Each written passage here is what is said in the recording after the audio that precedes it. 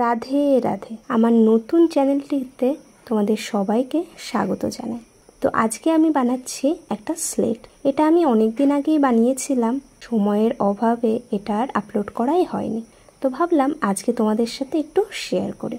তো এটা আমি বানিয়েছিলাম আমার দিদির মেয়ের জন্য, ও হাতে খড়ি দেবে, তো সেই কারণে। তো আমার রং করা হয়ে গেছে দুই সাইডে, আর এবার আমি নিয়ে নিচ্ছি মোল্ডেড ক্লে। তো মোল্ডেড ক্লে দুটো মিক্সড করে নিয়েছি, আর এবার সমস্ত স্বরবর্ণ ব্যঞ্জনবর্ণ এইগুলোই বানিয়ে নিচ্ছি। তো এই যে অটা আমার বানানো হয়ে গেছে, আর এবার আঠা দিয়ে লাগিয়ে দেব। তো জায়গা অনুযায়ী অটা একটু বড় হয়ে গেছিল, সেই জন্য আবার একটু ছোট করে বানিয়ে নিলাম। আর আঠা দিয়ে লাগালে আঠা যখন শুকিয়ে যাবে তখন এগুলো কোনো মতেই আর পড়ে যাবে না। তো এক এক করে আমি সবগুলোই বানিয়ে নিচ্ছি। আর তোমাদেরকে বলি, এই চ্যানেলটা যেহেতু আমার নতুন, তো যারা যারা সাবস্ক্রাইব করোনি তারা অবশ্যই সাবস্ক্রাইব করে নিও আমার এই চ্যানেলটিকে, আর পাশে থাকা বেল আইকনটিকে ক্লিক করে দিও। তাহলে যখনই আমি কোনো এই ধরনের ক্রাফটেড ভিডিও আপলোড করব তোমাদের কাছে সরাসরি পৌঁছে যাবে। আর তোমাদের যদি এটা ভালো লেগে থাকে অবশ্যই একটা লাইক করে দিও, আর বন্ধুদের সাথে শেয়ার করতে পারো। তো দেখো, কথা বলতে বলতে আমার অনেকটাই কমপ্লিট হয়ে গেছে। আর বাকি যে ক্লে ছিল সেই ক্লেটা দিয়ে আমি একটা খাতা বানিয়ে নিয়েছি।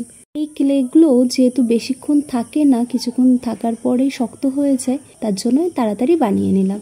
তারপরে বানিয়ে নিয়েছি একটা পেন্সিল, আর এটা সারা রাত ধরে রেখে দিয়েছিলাম শুকানোর জন্য।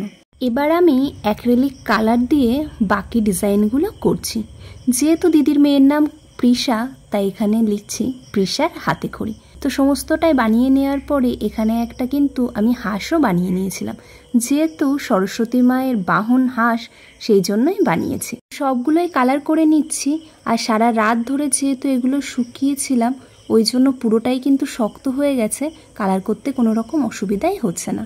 তো এই দেখো, আমার সমস্ত স্বরবর্ণ ব্যঞ্জনবর্ণ এবং সমস্ত সংখ্যাগুলো কিন্তু কালার করা হয়ে গেছে। আর এই খাতাটাতেও আমি অ আ লিখে নিয়েছি। তো এই যে সমস্ত কালার করা আমার কমপ্লিট, আর পেন্সিলটাতেও কিন্তু কালার করেছি নটরাজ পেন্সিলের। কেমন হয়েছে তোমরা অবশ্যই জানিও। এটা আমি ফার্স্ট টাইম করলাম একটা স্লেটে ডিজাইন। তোমরা তোমাদের মতামত অবশ্যই জানিও, আর ভালো লাগলে একটা লাইক করে দিও। এই স্লেটের ডিজাইন প্রত্যেকের বেশ ভালো লেগেছে, আমার দিদির, মায়ের, খুশির, সবারই। আর সেই সাথে আমি স্টোরিতে এটা কমপ্লিট একটা ফটো পোস্ট করেছিলাম, সেটা দেখে দুটো দিদিও কিন্তু বানিয়েছে এবং আমার কাছে ছবিও দিয়েছে। তো সেটা দেখেও বেশ ভালো লেগেছে যে তাদেরও পছন্দ হয়েছে এবং তারাও খুব যত্ন সহকারে বানিয়েছে। তো থ্যাংক ইউ সো মাচ।